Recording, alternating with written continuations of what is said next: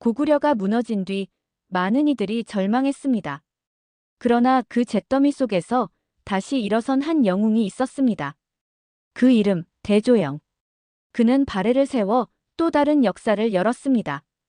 668년 한반도 역사상 가장 비극적인 순간 중 하나가 찾아왔습니다. 700년 가까이 동북아의 패권을 장악했던 고구려가 당나라와 신라 연합군의 공격으로 무너졌습니다. 평양성이 함락되고 보장왕이 항복하면서 고구려는 역사 속으로 사라지는 듯 했습니다. 수백만의 고구려 백성들은 하루아침에 나라를 잃었습니다. 고구려의 멸망은 단순히 한 나라가 사라진 것 이상의 의미를 가졌습니다. 수당 전쟁에서 수나라의 113만 대군을 격퇴했던 그 강력한 나라가 무너진 것은 동북아 전체의 세력 판도를 완전히 바꾸어 놓았습니다. 당나라는 고구려 영토를 직접 지배하려 했고 신라는 삼국 통일을 완성했습니다. 고구려의 유민들은 뿔뿔이 흩어졌습니다. 당나라는 고구려 유민들을 중국 내지로 강제 이주시키려 했습니다. 수십만 명의 고구려인들이 가족과 고향을 떠나 낯선 땅으로 끌려갔습니다. 고구려의 장수들도 뿔뿔이 흩어졌습니다. 어떤 이들은 당나라에 투항했고 어떤 이들은 신라로 갔으며 또 어떤 이들은 깊은 산속으로 숨어들었습니다. 고구려의 부흥은 불가능해 보였습니다. 그러나 역사는 여기서 끝나지 않았습니다. 절망적인 상황 속에서도 고구려의 정신을 이어가려는 사람들이 있었습니다. 그 중심에 대조영이라는 인물이 있었습니다. 대조영은 고구려의 장군 집안 출신으로 고구려 멸망 당시 젊은 장수였습니다. 그의 아버지 걸걸중상은 고구려의 유력한 장군이었습니다. 고구려가 멸망한 후 대조영과 그의 아버지는 고구려 유민들을 이끌고 당나라의 지배를 피해 동쪽으로 이동했습니다. 그들은 요동 지역에 정착하면서 힘을 기르기 시작했습니다. 이 시기 대조영은 단순히 생존만을 추구한 것이 아니라 언젠가 고구려를 부흥시키겠다는 꿈을 키우고 있었습니다. 당나라의 지배 아래서도 고구려 유민들은 자신들의 정체성을 잃지 않았습니다. 그들은 고구려의 언어와 문화를 지켰고 고구려인으로서의 자부심을 간직했습니다. 대조영은 이러한 유민들의 구심점이 되었습니다. 그의 주변에는 점점 더 많은 고구려 유민들이 모여들었습니다. 대조영의 능력은 단순한 무력만이 아니었습니다. 그는 뛰어난 외교가이자 전략가였습니다. 그는 말갈족과의 관계를 돈독히 하며 세력을 확장했습니다. 말갈족은 고구려 시절부터 고구려와 밀접한 관계를 맺고 있던 민족이었습니다.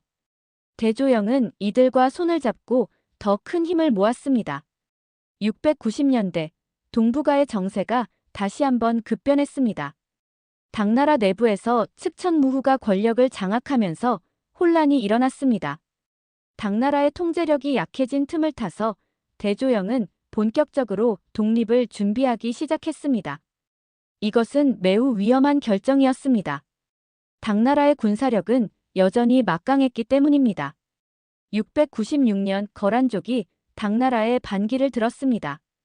이것은 대조영에게 절호의 기회였습니다. 당나라가 거란 토벌에 집중하는 동안 대조영은 고구려 유민들을 이끌고 동쪽으로 이동했습니다.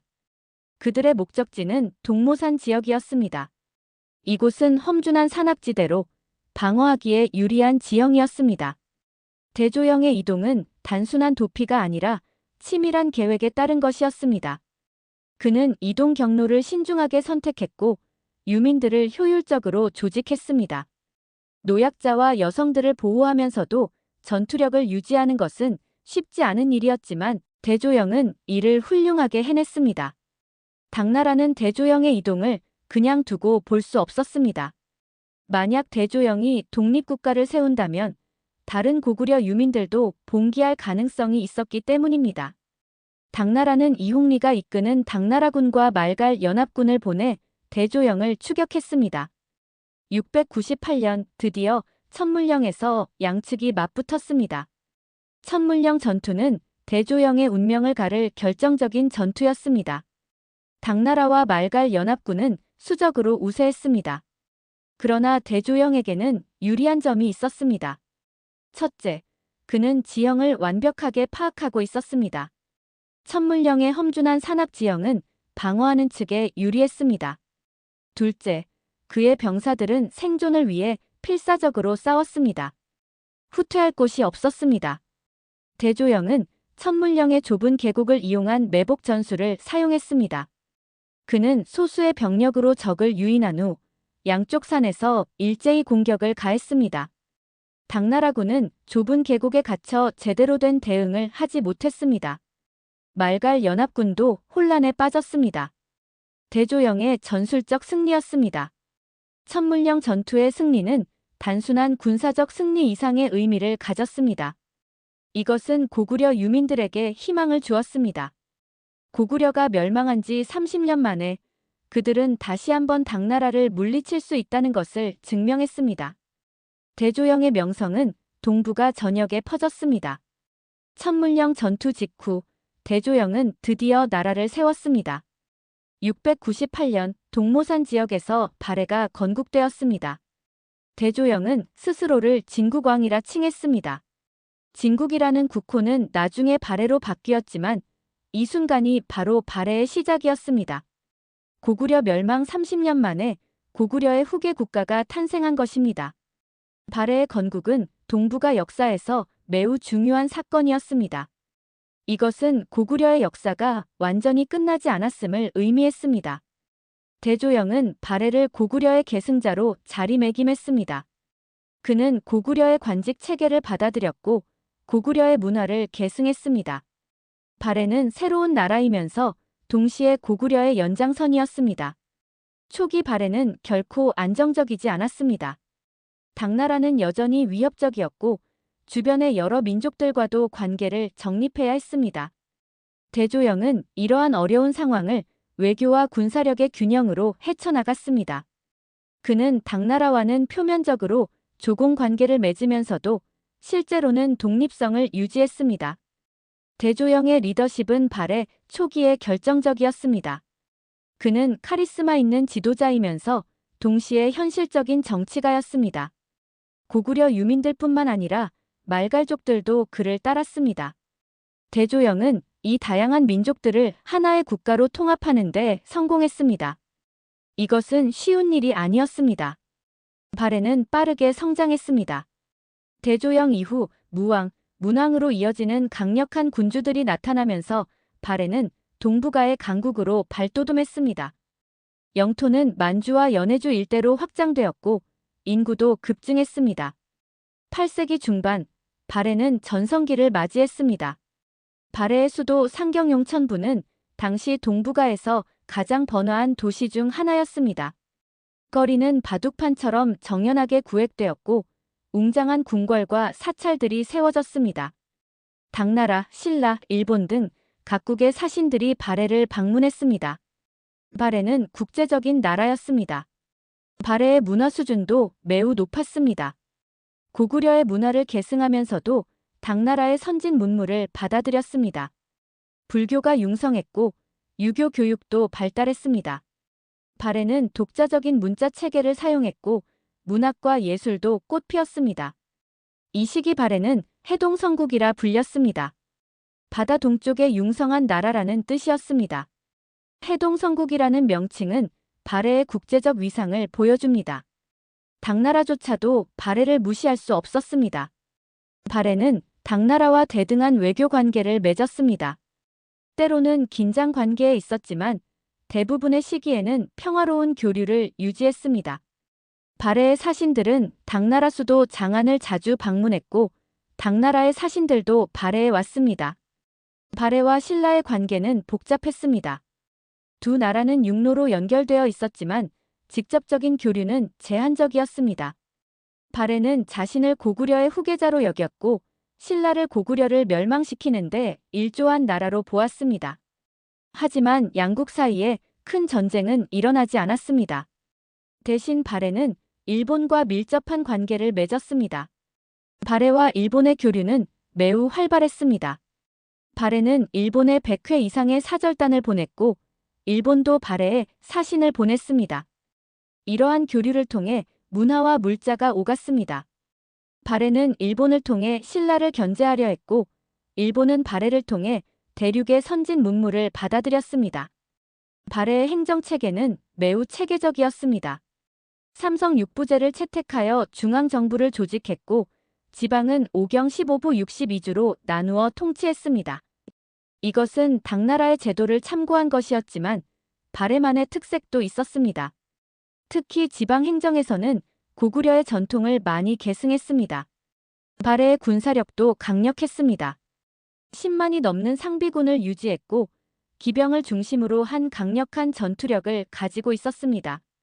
발해군은 북쪽의 거란과 해, 남쪽의 신라, 서쪽의 당나라를 모두 견제할 수 있었습니다. 이러한 군사력이 발해가 200년 이상 존속할 수 있었던 중요한 요인이었습니다. 발해의 경제도 발달했습니다. 농업이 기본이었지만 목축업과 수공업도 번성했습니다. 특히 발해의 특산물들은 국제무역에서 인기가 높았습니다. 말, 담비 가죽, 인삼 등이 유명했습니다. 발해는 동해를 통한 해상 무역로도 개척했습니다. 이를 통해 신라, 일본과 교역했습니다. 대조영이 세운 발해는 그의 후계자들에 의해 더욱 발전했습니다. 하지만 발해의 기초를 다진 것은 대조영이었습니다. 그는 고구려 멸망이라는 절망적인 상황에서 새로운 나라를 세웠습니다. 이것은 단순한 건국이 아니라 민족의 부흥이었습니다. 대조영의 업적은 여러 측면에서 평가될 수 있습니다. 군사적으로는 천문령 전투에서 당나라군을 격파했고 정치적으로는 발해라는 강력한 국가를 건설했습니다. 외교적으로는 주변 강국들과의 관계를 성공적으로 관리했습니다.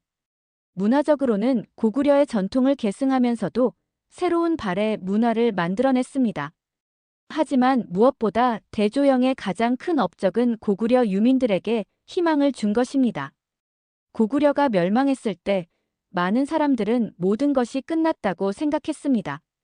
그러나 대조영은 그들에게 새로운 시작을 보여주었습니다. 고구려는 멸망했지만 고구려의 정신과 문화는 발해를 통해 계속되었습니다. 발해는 926년 거란의 침입으로 멸망할 때까지 228년간 존속했습니다. 이 기간 동안 발해는 동북아의 중요한 국가로서 역할을 했습니다. 발해의 역사는 한민족의 역사에서 빼놓을 수 없는 부분입니다. 남쪽에는 신라가, 북쪽에는 발해가 있었던 이 시기를 남북국 시대라고 부릅니다. 대조영의 이야기는 오늘날에도 많은 교훈을 줍니다. 그는 절망적인 상황에서도 포기하지 않았습니다. 고구려가 멸망하고 유민들이 뿔뿔이 흩어졌을 때 그는 그들을 다시 모았습니다. 당나라라는 강대국의 추격을 받았을 때 그는 지혜롭게 대응했습니다. 새로운 나라를 세울 기회가 왔을 때 그는 과감하게 결단했습니다. 대조영의 리더십은 위기 상황에서 더욱 빛났습니다. 그는 고구려 유민들뿐만 아니라 말갈족들도 하나로 묶을 수 있었습니다. 이것은 그가 단순히 고구려 부흥만을 외친 것이 아니라 더 큰 비전을 제시했기 때문입니다. 발해는 고구려의 계승자였지만 동시에 새로운 다민족 국가였습니다. 발해의 역사를 돌아보면 한민족의 활동 무대가 한반도에만 국한되지 않았음을 알 수 있습니다. 발해는 만주와 연해주 일대를 아우르는 광대한 영토를 가지고 있었습니다. 이것은 한민족의 역사가 얼마나 역동적이었는지를 보여줍니다. 대조영이 발해를 건국한 것은 단순히 새로운 나라를 세운 것 이상의 의미가 있습니다. 그것은 민족의 정체성을 지키는 것이었습니다. 고구려가 멸망했을 때 고구려인으로서의 정체성도 사라질 위기에 있었습니다. 그러나 대조영은 발해를 통해 그 정체성을 계승했습니다. 오늘날 우리가 대조영과 발해를 기억하는 이유는 그들이 보여준 불굴의 의지 때문입니다. 나라가 멸망하고 모든 것을 잃었을 때도 그들은 다시 일어섰습니다. 30년이라는 긴 시간 동안 희망을 잃지 않고 준비했습니다. 그리고 마침내 새로운 나라를 세웠습니다. 발해의 역사는 한국사 교육에서 매우 중요합니다. 통일 신라만이 아니라 발해도 우리 역사의 중요한 부분이기 때문입니다. 남북국 시대라는 개념은 이러한 인식을 반영한 것입니다. 발해를 포함해야만 이 시기의 한민족 역사를 온전히 이해할 수 있습니다.